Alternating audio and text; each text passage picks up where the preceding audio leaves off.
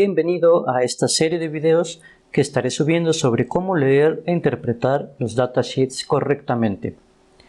Considero que la lectura de estas hojas de datos son una habilidad imprescindible para toda persona involucrada en la electrónica, llámese ingeniero, técnico, estudiante o hobbyista.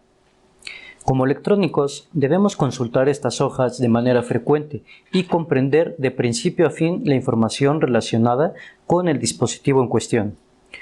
Cualquiera sea el caso, ya sea estés diseñando, armando un prototipo o buscando un reemplazo, deberás hacer una investigación exhaustiva sobre los componentes existentes en el mercado, pues generalmente existen más de un fabricante que manufactura el mismo dispositivo y la única forma que tenemos para saber si es apto o no es consultando las especificaciones técnicas. Es por eso que cada fabricante está casi obligado a proporcionar dicha información de manera libre a través de una hoja de datos o datasheets. Y digo casi obligado porque, aunque no lo creas, existen componentes de los cuales se tiene que pagar una licencia para poder utilizarlos. Si tú no tienes esa licencia, si no te has contactado con el proveedor para hacerle saber que vas a adquirir su dispositivo, ellos no te van a dar el datasheet. Componentes como procesadores o como sensores muy dedicados a ciertas aplicaciones suelen ser demasiado valorados por los fabricantes y no vas a obtener información sino hasta que te hayas puesto en contacto con ellos. Bueno, es un hecho que no es una tarea fácil introducirse a la lectura de este tipo de información. No es como sentarte y leer el periódico o tu correo electrónico, pues requiere cierto grado de conocimiento y experiencia para poder interpretar la información que vemos ahí correctamente.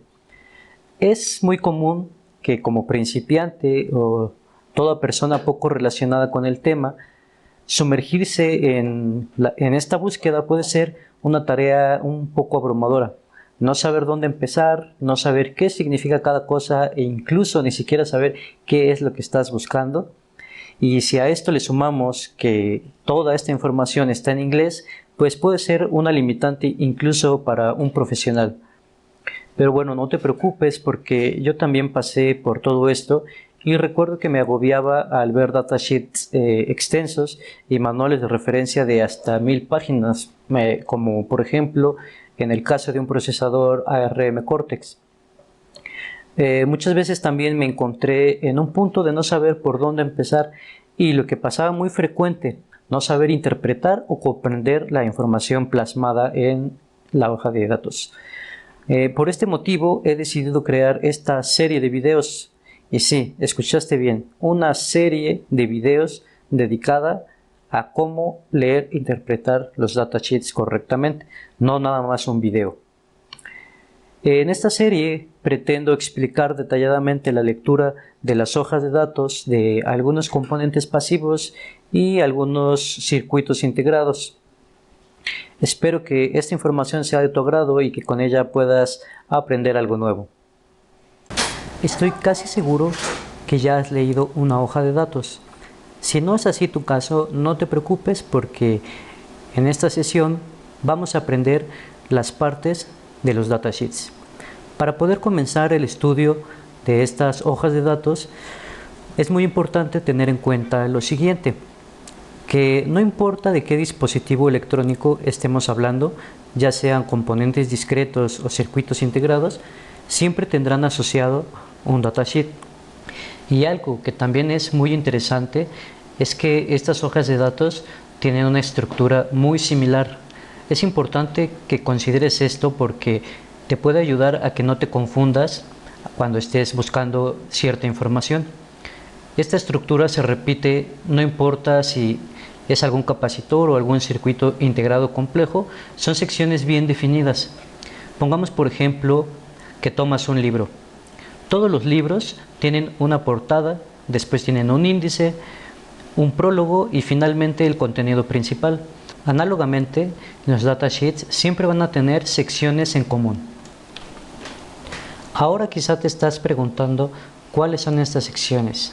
Bien, en esta lista he resumido aquellas secciones más importantes y que comúnmente vienen en cualquier datasheet. La primera sección, llamada Features and Applications, o en español como características, es una breve descripción o un resumen muy rápido de las características generales que nos ofrece este producto. Esto nos permite en la práctica hacer un vistazo general muy rápido y comparar entre dispositivos. Por ejemplo, supongamos que queremos elegir un transistor MOSFET para determinada aplicación. Sería muy tedioso estar leyendo 5 hojas de datos de, digamos, 5 distintos fabricantes para el mismo MOSFET o algún similar. Entonces la manera en la que tenemos nosotros en poder tomar una decisión es echar una vista rápida a esta primera sección, Features and Applications. Aquí vamos a ver datos de interés, como por ejemplo voltaje máximo de operación, corriente máxima de operación, voltaje de umbral, etc. La segunda sección, Description, o descripción en español, es un resumen un poco más específico de lo que es este dispositivo. En ese resumen ya tenemos información más concisa, como por ejemplo la definición de los pines o pin definition, o el block diagram, que es el diagrama de bloques de algún circuito integrado. Posteriormente, otra sección que comparten todos los datasheets es la sección Electrical Characteristics. Aquí pueden venir distintos apartados, pero comúnmente es Absolute Max Ratings o valores máximos de operación y AC and DC Characteristics, donde viene ya información muy específica de este dispositivo. Otra sección, Typical Characteristics, son características típicas o pruebas o valores típicos que se obtienen de la prueba de estos componentes. Vienen mucho en transistores, en amplificadores operacionales, en amplificadores de audio. Gráficas, estas gráficas son de pruebas que hace el fabricante y aparecen en nuestro datasheet como características típicas, que son los datos con los que ellos hacen las pruebas de funcionamiento. Posteriormente tenemos la sección de Design Guidelines o pautas de diseño o consideraciones de diseño. Aquí en esta sección vienen cosas muy importantes, como por ejemplo en algún circuito integrado que se tiene que calcular inductores o algún resistor en específico para programar una corriente. En esta sección vienen las fórmulas que tenemos que utilizar. En dispositivos de alta frecuencia o de potencia, como controladores para convertidores step up o step down, vienen pautas de diseño que nos ayudan a poder encontrar los valores óptimos e incluso pautas de diseño que nos van a ayudar a hacer la PCB o la placa de circuito impreso. Ahí viene, por ejemplo, la distancia máxima que debe de haber entre vías o tracks, si se tiene que incluir algún disipador o cómo vamos a estar manejando la línea de tierra y la línea de alta potencia. En Mechanical Dimensions o dimensiones mecánicas vienen las medidas del encapsulado.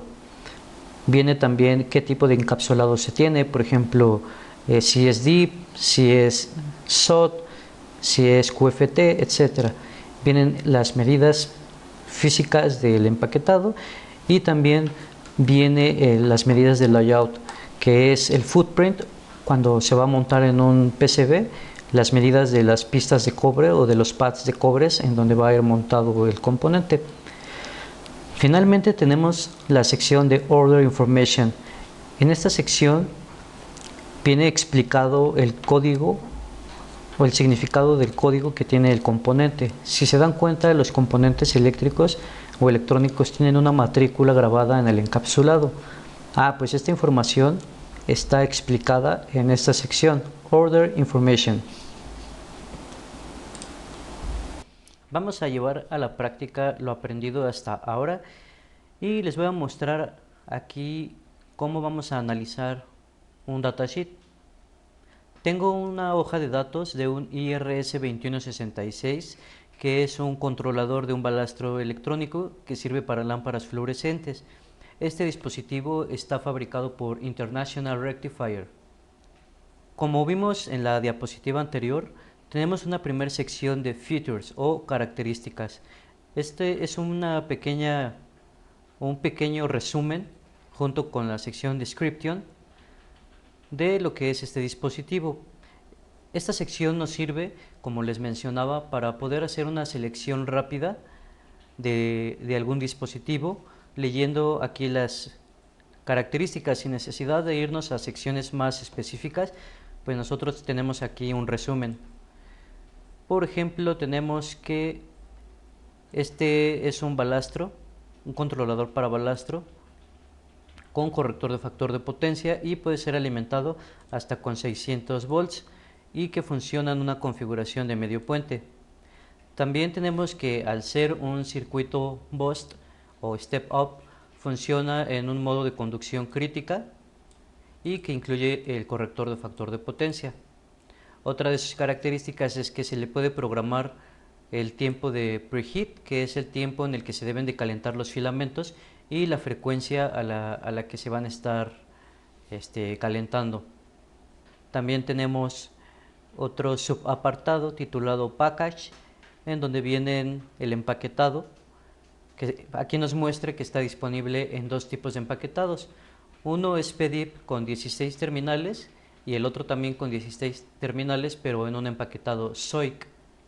Ahora vemos aquí una sección titulada Application Diagram o el diagrama de aplicación típico.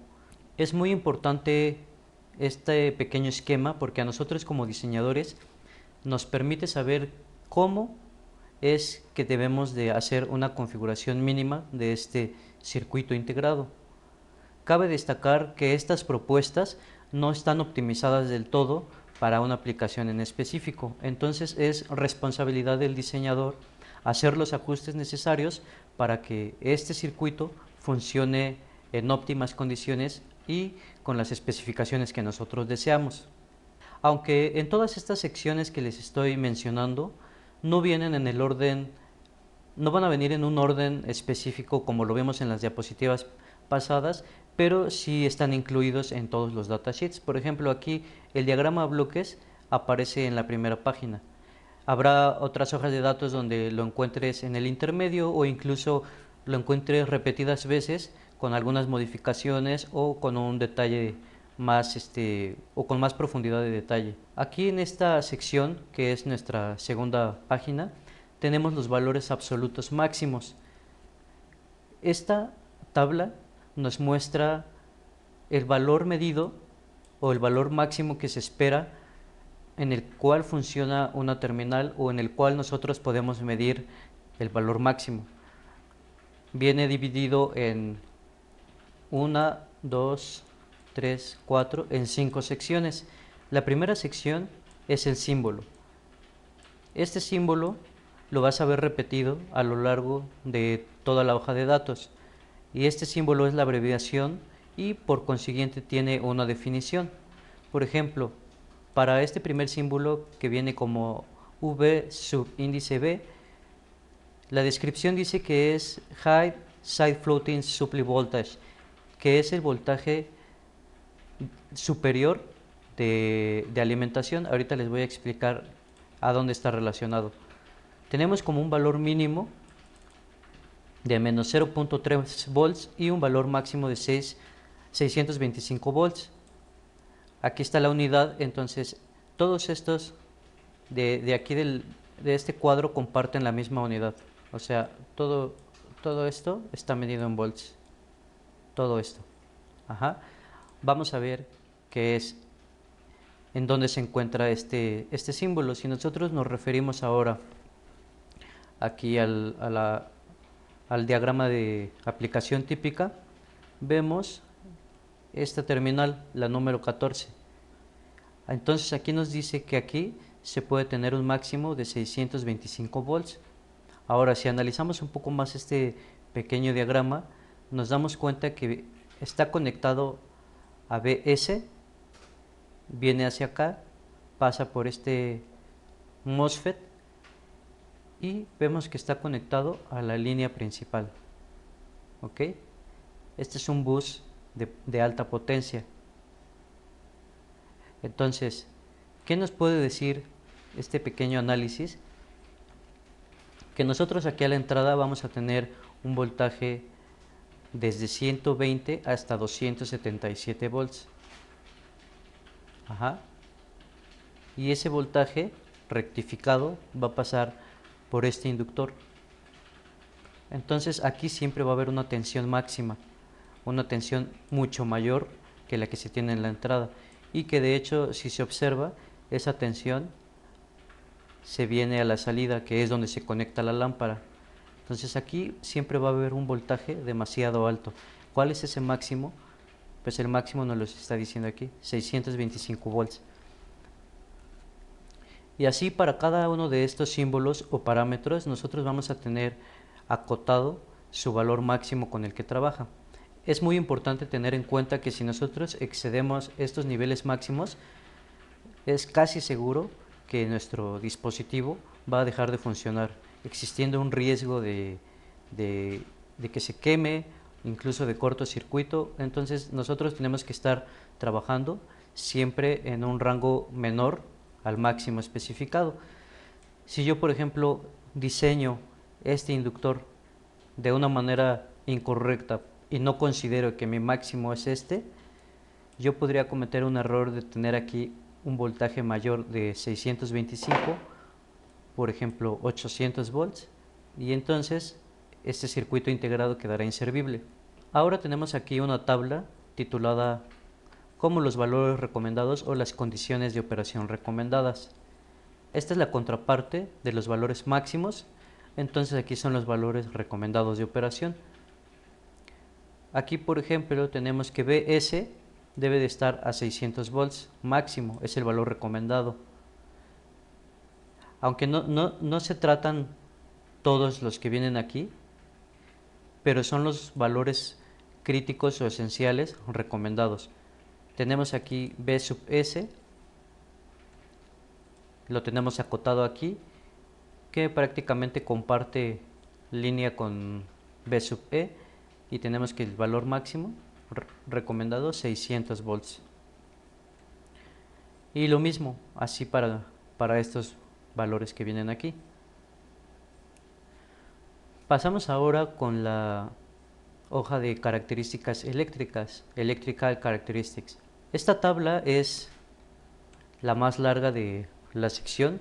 Si se dan cuenta, abarca toda la página 3, abarca con una continuación en la página 4 y nada más, 2 hojas. Pero si se dan cuenta, vienen muchísimos parámetros. Ahora, ¿a qué se refiere con las características eléctricas? Bueno, vamos a ver aquí una descripción detallada de los niveles o de los voltajes de los niveles de voltaje y niveles de corriente. También aparecen frecuencias, incluso llegan a aparecer temperaturas. Miren, aquí tenemos frecuencia y bueno, no tenemos temperatura, pero son los valores característicos y eléctricos del funcionamiento de este circuito. Hay que tener en cuenta la diferencia. No es lo mismo los valores máximos permitidos y los valores característicos. O sea, estos valores, si nuestro circuito integrado funciona y esos valores están dentro de estos rangos, significa que todo está perfecto. Pero si nuestro circuito está funcionando cerca de los valores máximos, algo está mal. También, por ejemplo, si nosotros diseñamos para estar trabajando en todo el rango de estos valores eléctricos, eso es lo ideal, es lo correcto. Ahora les voy a platicar un poco cómo es que se lee de manera general esta tabla. Tenemos igual estas secciones en la tabla. Aparece el símbolo, la definición, el valor mínimo, el valor típico, el valor máximo, las unidades y las condiciones de testeo. Las condiciones de testeo se refiere a que el fabricante, cuando saca un dispositivo o cuando ya lo fabricó, va a realizar una serie de pruebas bajo ciertas condiciones. Entonces aquí nos ponen las condiciones en las que el fabricante realizó esas pruebas. Si nosotros tuviéramos un laboratorio perfectamente equipado y realizamos las mismas pruebas, bajo las mismas condiciones, deberíamos de obtener los mismos resultados. Aquí también se resumen la parte de las condiciones a las cuales se sometió para realizar estas pruebas.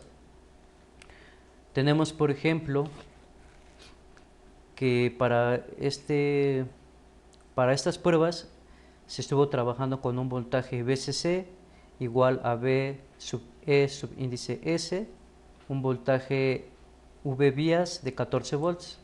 Ajá. Tenemos, bueno, todas estas son las condiciones iniciales. Miren, aquí vienen igual una serie de voltajes igualados a 0, un par de resistencias con un valor de 39.2 kilo ohms, una serie de capacitores con un valor de 1000 picofaradios, otro capacitor con 470 picofarads y una temperatura ambiente de 25 grados. Aquí nos está diciendo que se vea el diagrama de estado de los modos de operación. Este diagrama de los modos de operación es este que aparece aquí abajo, state diagram, ¿sí? Bien, no voy a entrar a detalle en cada uno de estos parámetros, no los voy a explicar a detalle, pero lo que sí quiero es que vean de manera general cómo estas características eléctricas describen el funcionamiento correcto de este circuito integrado. Vamos a verlo por secciones. La primera sección es la sección de alimentación. Aquí nos dice existe una especie de umbral con un voltaje superior y un voltaje inferior. El voltaje superior está anclado alrededor de 12.5 volts y el voltaje inferior está anclado a 10.5 volts. Esto bajo esta condición de operación. ¿Qué significa este umbral? Bueno, en específico para este circuito integrado, una vez que nosotros lo alimentamos en su pin BSC o el pin de alimentación, este circuito se va a comportar de una manera en la que se va a cargar un capacitor externo. Internamente, este circuito integrado va a tener una electrónica que va a detectar estos niveles de operación. En el momento de que ese capacitor se cargó arriba de 10.5 volts y está entre 10.5 y 12.5 volts, significa que está operando de manera correcta y entonces el circuito integrado se prende y empieza a trabajar como se espera.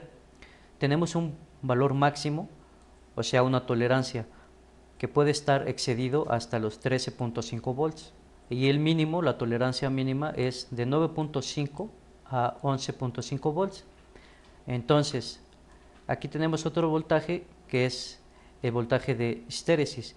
¿Qué significa esto? Pues que es la resta de 12.5 menos 10.5, tenemos 2 volts.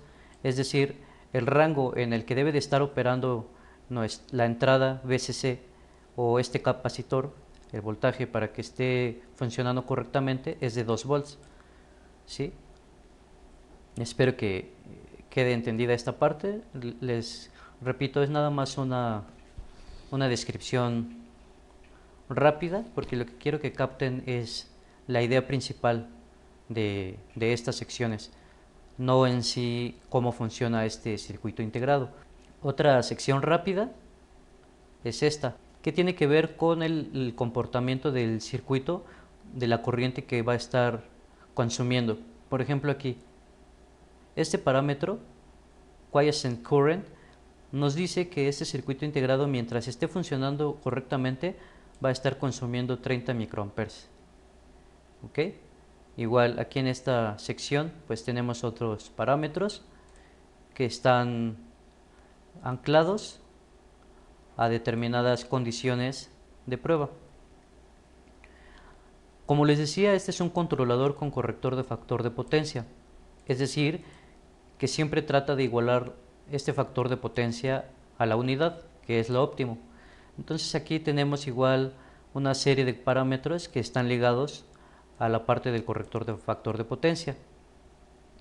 En este apartado igual parámetros que están relacionados con el control de cómo se lleva a cabo ese factor de potencia. Y bueno, es necesario tener un detector de cruce por cero, una determinada frecuencia, y entonces todo eso viene especificado aquí en la página número 4, que es la continuación de la hoja de características. Estamos viendo que a la salida, esta es la salida del driver, o sea, el pulso a una frecuencia determinada para hacer conmutar rápidamente un transistor, que es este transistor que tenemos aquí. Estos dos transistores son la salida. Tenemos igual una serie de parámetros.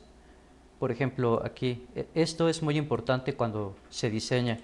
Espero que en algún momento podamos ver estos dos parámetros, pero tiene que ver con la velocidad de conmutación. Aquí nos dice que tiene un tiempo para alcanzar el nivel alto de 120 a 220 nanosegundos. Es la velocidad de conmutación. La corriente que va a consumir, la óptima para alcanzar estas velocidades, debe ser 260 miliamperes. Y bueno, seguimos con la lista. Es lo que quiero que veamos prácticamente, que hay distintas secciones.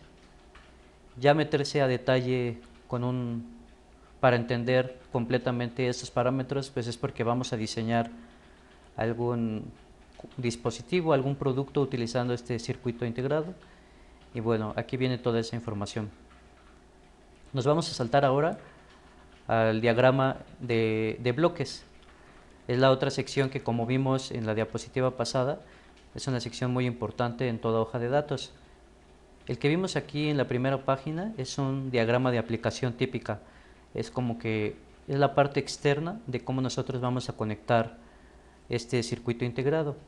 Es un diagrama sugerido. Sin embargo, el diagrama que vemos aquí es un diagrama a bloques. Es cómo funciona la lógica interna de este controlador. Muy bien. Tampoco lo voy a explicar a detalle, pero prácticamente aquí vienen todas las terminales. El común, BCC, RT, CT, todas estas terminales son los pines que tiene este circuito integrado. Y aquí en el diagrama pues vemos la lógica de cómo funciona. Miren, por ejemplo, aquí nosotros podemos alimentar este circuito integrado en el pin BCC y tierra. Ajá. Y vemos que internamente tiene un diodo que nos asegura que siempre va a estar en un voltaje de 15.6 volts. ¿Ok? Si nosotros nos referimos ahora a nuestro diagrama de aplicación típica, vamos a buscar el pin BCC. Aquí está, pin BCC y COM. Entonces, ¿qué es lo que vemos? Que BCC está conectado, esta línea viene por una resistencia limitadora, R supply, y viene conectado al voltaje después del rectificador de diodos. ¿Qué quiere decir esto? Que es un voltaje alto. Muy bien. O sea que si nosotros aquí tenemos a la entrada 120 volts de corriente alterna, después del rectificador pues vamos a tener igual un voltaje alto, alrededor de 120, pero de corriente continua.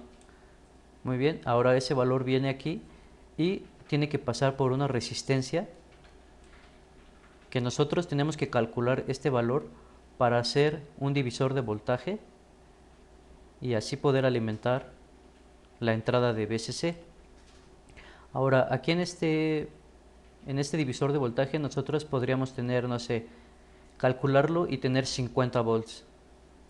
Ajá. Pero debido al diodo que está aquí, a este Zener, esos 50 volts van a estar regulados a 15.6 volts. Es decir, aquí siempre va a haber 15.6 volts. Y que de hecho, por aquí viene en nuestra hoja de características. Aquí está, B-clamp. voltaje del Zener está anclado a 15.16. Bien.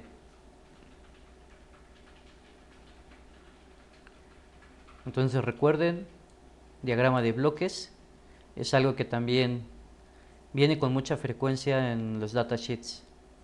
Diagrama de estados.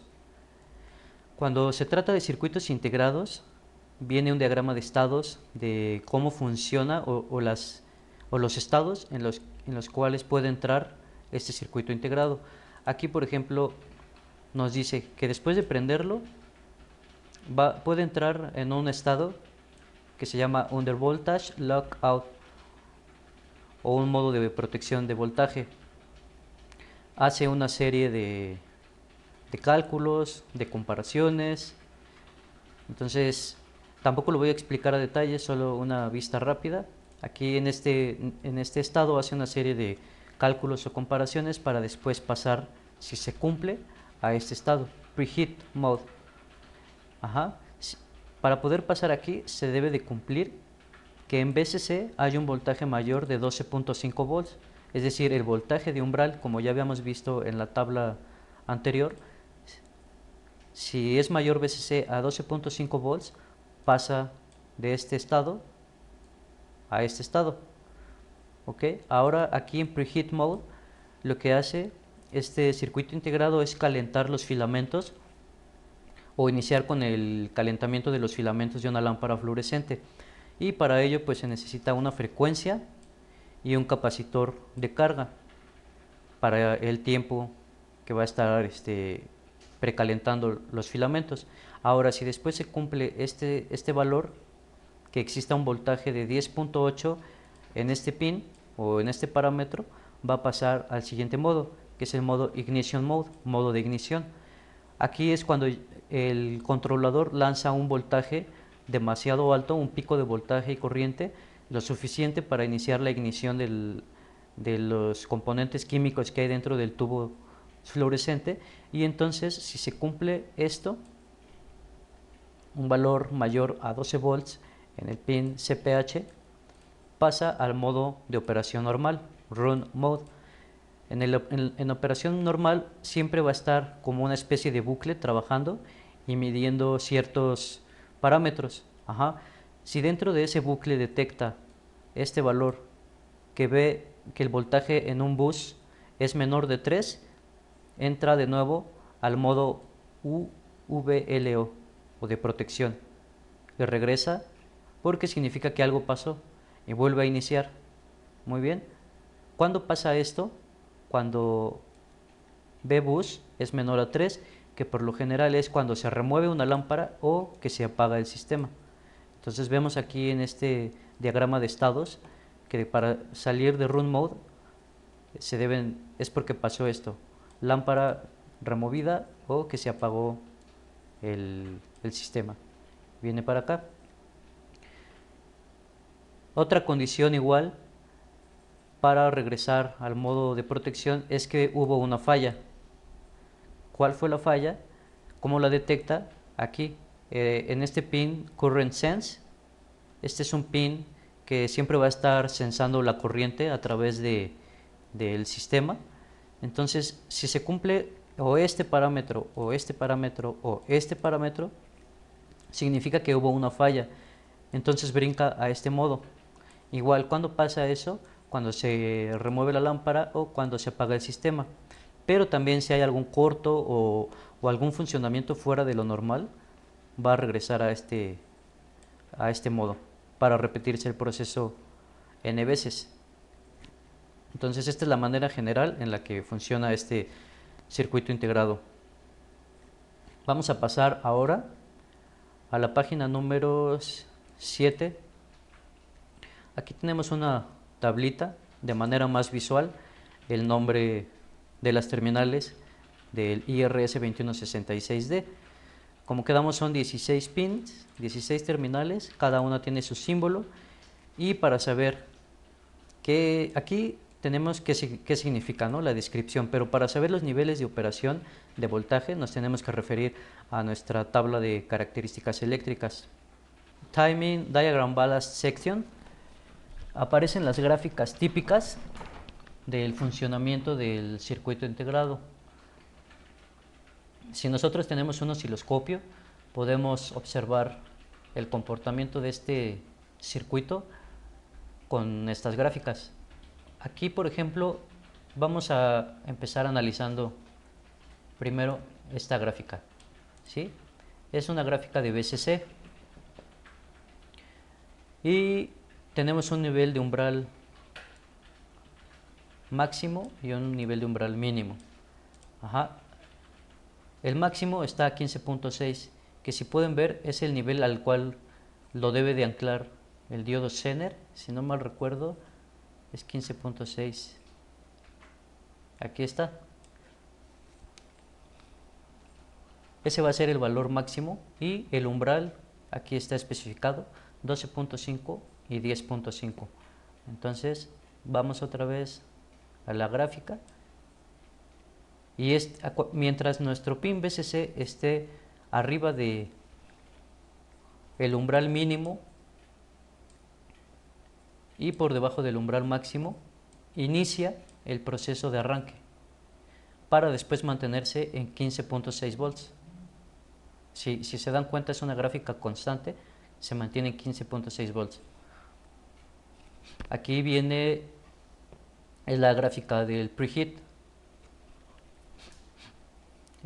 Aquí en el preheat, en el momento en que se empieza a cargar el capacitor de preheat de los filamentos, es decir, el precalentamiento, va a existir una frecuencia que va a estar constante.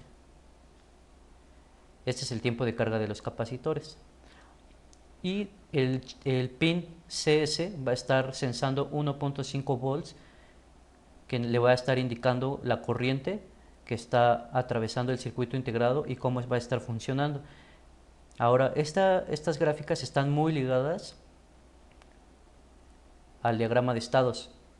Vamos a ver rápidamente que, por ejemplo, si aquí existe una falla, un nivel fault, algo pasó. Y por lo tanto, deja de existir el preheat. Si se dan cuenta, aquí cae a 0, deja de existir esa frecuencia porque hubo una falla.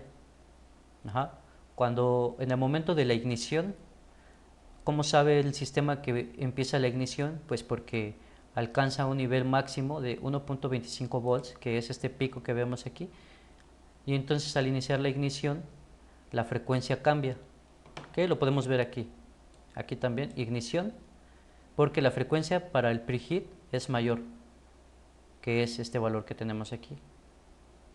En el momento que empieza la ignición, baja la frecuencia y se mantiene estable a una frecuencia de operación normal. Entonces, si se dan cuenta, toda esta sección de gráficas está ligada con el diagrama de estados. Aquí tenemos una ampliación de cómo deben de ser la forma de onda para estas secciones. Vemos aquí de manera ampliada. Y pues así terminamos con esta sección. Vamos a la siguiente página, que se conoce como Functional Description. En esta sección, igual no la voy a describir a detalle, pero es una sección bastante larga y nos va a detallar cómo funciona este circuito integrado. Si se dan cuenta, aquí viene ya con mucho detalle cómo es que se alcanzan los niveles de operación, cómo trabaja este capacitor de alimentación para alcanzar los niveles de umbral. Aquí está el nivel de umbral máximo, el nivel mínimo, la forma en la que carga el capacitor. Después se descarga momentáneamente una fracción de nanosegundos para después quedar anclada por el diodo Zener. Todo esto lo va calculando internamente el sistema de control de este integrado para entrar a las diferentes secciones de trabajo. Aquí entra el preheat mode, está detallado cómo funciona, el modo de ignición, cómo funcionan los diagramas para cada uno de estos modos, el modo de operación normal, el modo de falla, viene aquí también detallado, cómo son los pulsos del precalentamiento de los filamentos también, La sección 2 de Functional Description nos dice cómo funciona el corrector de factor de potencia. Aquí viene, como nos decía en la primera hoja, que trabaja en un modo de conducción crítica. Pues aquí tenemos esta gráfica que hace referencia a ese modo de operación. La parte que se encarga del corrector de factor de potencia es este pequeño circuito, así es como nos lo está mencionando el fabricante. Y pues bueno, todas estas secciones están detalladas aquí. Overvoltage Protection, protección contra sobrevoltaje, protección contra corriente, protección contra sobrecorriente, el reset en caso de que los voltajes de operación sean menores. Es un chip demasiado complejo con muchísimas secciones de control. Y aquí viene la sección de consideraciones de diseño o pautas de diseño, las recomendaciones que nos da el fabricante para diseñar un circuito. Y aquí vienen muchas fórmulas, cómo calcular algún capacitor, cómo calcular la resistencia o el capacitor para el arranque, la frecuencia de arranque. Aquí también viene otra fórmula que es para programar la frecuencia de preheat. Tenemos que utilizar estas fórmulas para tener estos valores. Aquí también hay más fórmulas, calcular el máximo tiempo de prendido. Esta sección de estas fórmulas parece ser que están más enfocadas a la parte del corrector de factor de potencia. No, esas son las del corrector de factor de potencia. Entonces, si se dan cuenta, aquí viene un cálculo de cómo debemos de calcular el inductor encargado del corrector de factor de potencia. ¿Cómo funcionan estas fórmulas? Pues bueno, nosotros como diseñadores siempre tenemos una lista de alcances o parámetros mínimos para cumplir. Entonces nosotros ya contamos con cierta información de diseño que debemos compaginar o debemos meter a estas fórmulas. Debemos de ir ajustando nuestra requisición de diseño para así obtener nuestros valores óptimos. Es algo muy curioso, pero en la práctica te vas a dar cuenta que aunque tú sigas las fórmulas al pie de la letra, difícilmente vas a encontrar ese valor óptimo. Así tal cual como te sale en la fórmula, si tú pones ese componente o armas un inductor con la inductancia que te da la fórmula, difícilmente va a funcionar a la primera. Es un proceso cíclico de diseño, prueba y error, en el que tienes que estar ajustando minuciosamente valores y estar haciendo mediciones en aparato de instrumentación, osciloscopios, analizadores de potencia, y entonces ir jugando con esos valores poco a poco, irlos ajustando finamente. Incluso ya después que tienes los valores muy cercanos, viene la etapa del ajuste fino, en el cual tú vas a seguir ajustando de una manera más fina ese valor que te va a ayudar a alcanzar las características ideales que tú esperas en tu diseño. Ahora tenemos aquí la sección de información mecánica, aunque no viene titulada, pero bueno, es obvio, ¿no? Vienen medidas de las dimensiones del circuito integrado, el espaciamiento entre los pines, entre las terminales, el largo y el ancho del encapsulado. Esta es la información mecánica. ¿Esto para qué nos sirve?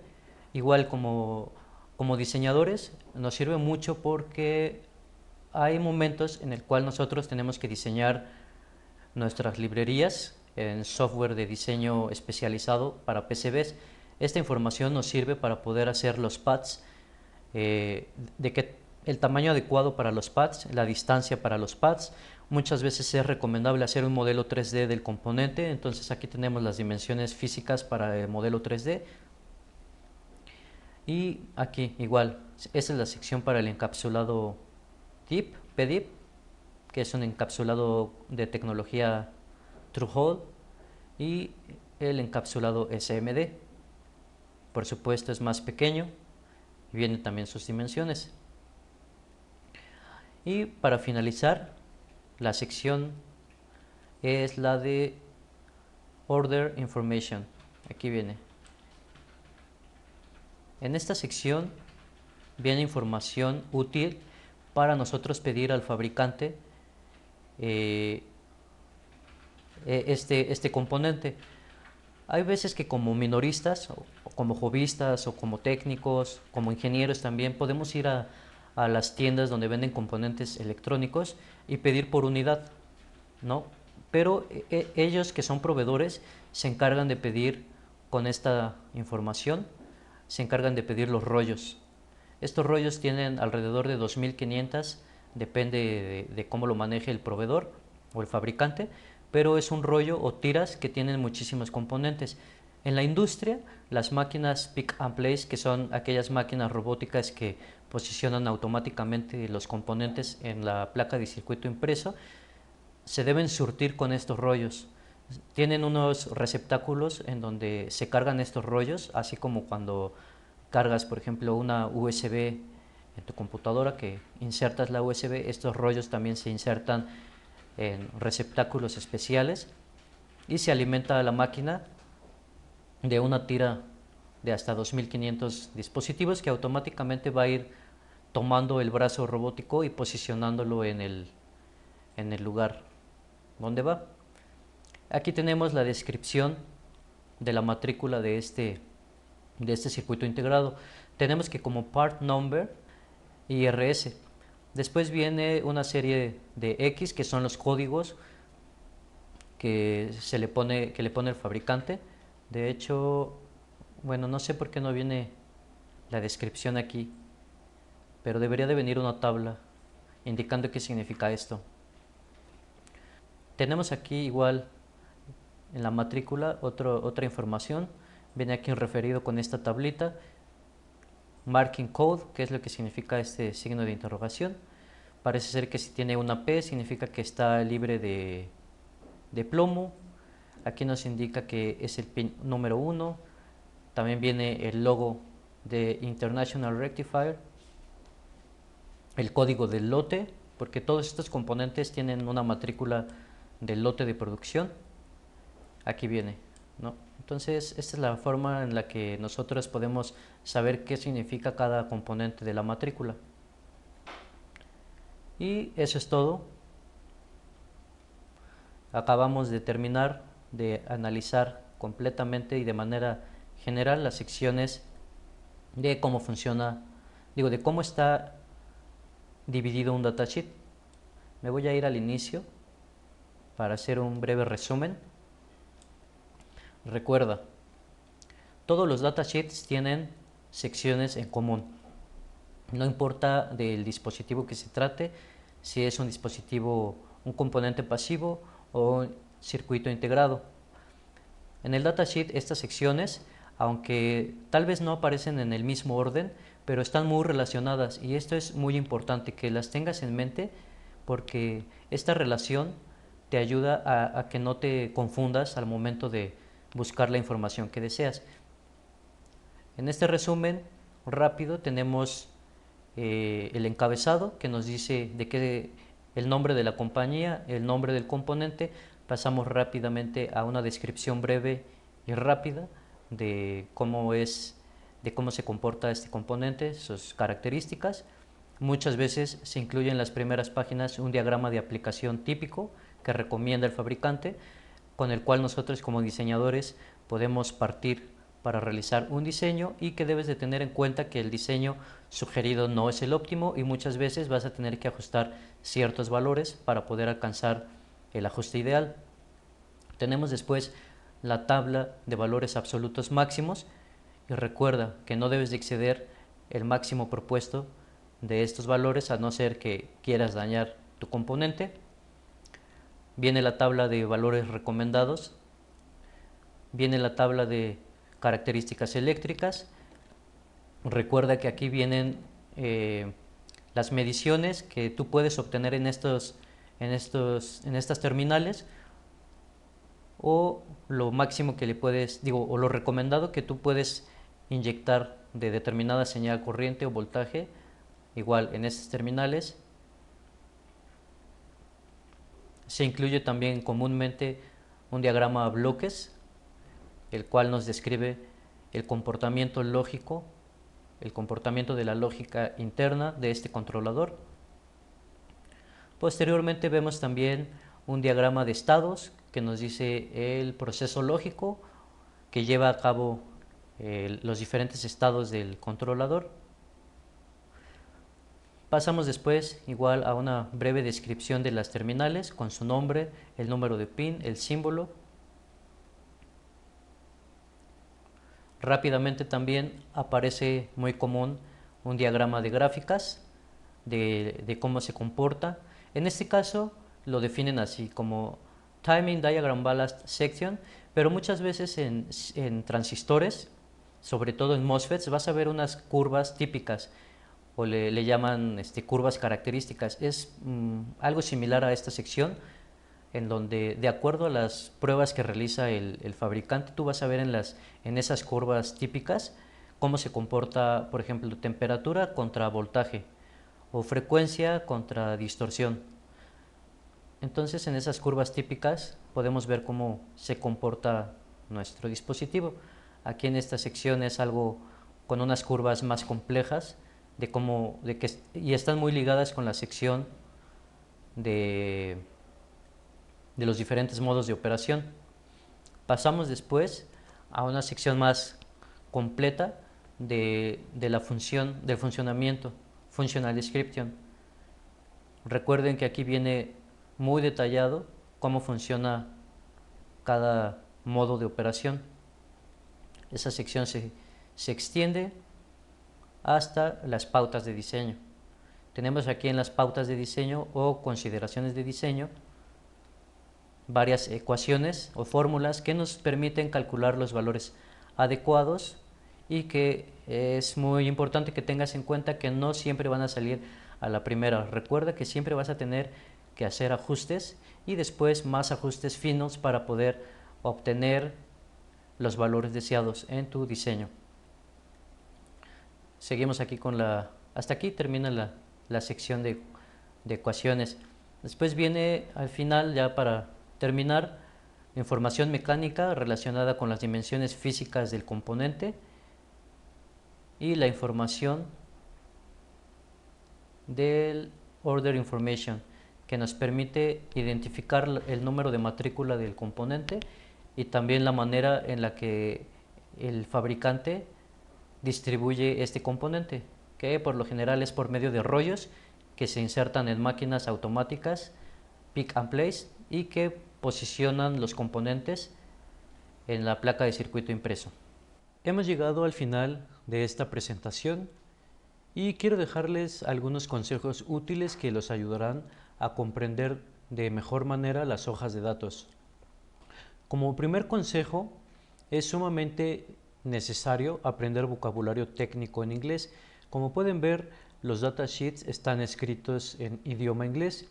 Por ahí he visto en algunos foros o incluso en grupos de Facebook de personas que preguntan si les pueden compartir datasheets en español. Bueno, son peticiones un tanto fantasiosas porque no existen los datasheets en español. Quizá alguien que lo traduce, pero vaya, las probabilidades de encontrarte un datasheet traducido al español y un datasheet en específico de algún componente que necesitas es prácticamente imposible. Entonces lo que tienes que hacer es sumergirte en el inglés, aprender vocabulario técnico en inglés. Yo sé que es un poco difícil porque en la mayoría de los países de Latinoamérica es poco probable o casi no se tiene inculcado el idioma inglés, pero si tú te quieres dedicar profesionalmente a esto, sí te recomiendo que al menos aprendas vocabulario técnico. Como segundo consejo, recuerda que la práctica hace al maestro. Entonces, te sugiero que practiques la lectura de algunas hojas de datos de componentes variados. No sé, selecciona cualquier diodo o cualquier transistor, algún circuito integrado e identifica las secciones. Esto es como tercer consejo. Identifica estas secciones y te darás cuenta que aunque no aparecen en el mismo orden, pero comparten cierto esquema.